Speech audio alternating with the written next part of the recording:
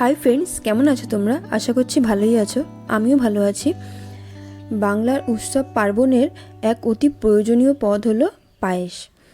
আজ তাই গোবিন্দভোগ চালের পায়েস রেসিপি তোমাদের সঙ্গে শেয়ার করলাম। আর এই পায়েস যদি হয় নলেন গুড়ের, তাহলে তো কথাই নেই। প্রথমে চাল আর কাজু কিশমিশ এগুলো ভিজিয়ে রাখা হয়েছে। 30 মিনিট মতন ভিজিয়ে রাখতে হবে। এরপর একটা পাত্রে দুধ বসানো হয়েছে জাল দেওয়ার জন্য।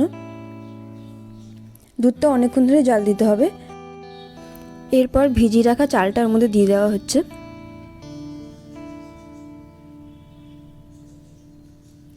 তেজপাতা, কাজু কিশমিশ যেটা ভেজানো ছিল সেইগুলোর মধ্যে একে একে দিয়ে দেওয়া হচ্ছে। আর একটু এলাচ, 4-5টা মতন এলাচ দেবে। চালটা সিদ্ধ হওয়ার জন্য অপেক্ষা করতে হবে।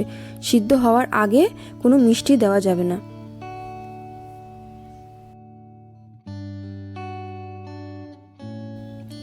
এটা একটু গুঁড়ো দুধ, আমুলের যে গুঁড়ো দুধ, সেটা একটু দুধের মধ্যে, লিকুইড দুধের মধ্যে মিশিয়ে নেওয়া হচ্ছে।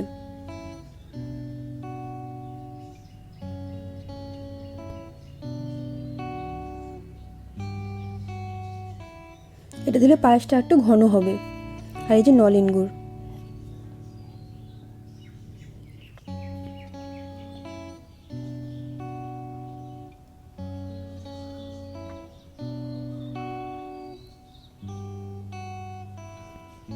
ওই গুঁড়ো দুধটা যে মিক্সড করা হয়েছে সেটা ঢেলে দেওয়া হচ্ছে।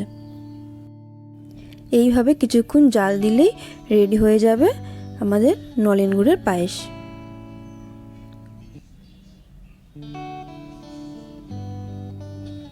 আর এটা একবার খেলে মুখে লেগেই থাকবে। তোমরা এভাবে বানিয়ে দেখবে। ভিডিওটা ভালো লাগলে একটা লাইক কমেন্ট করে দেবে আর চ্যানেলটা সাবস্ক্রাইব করে দেবে।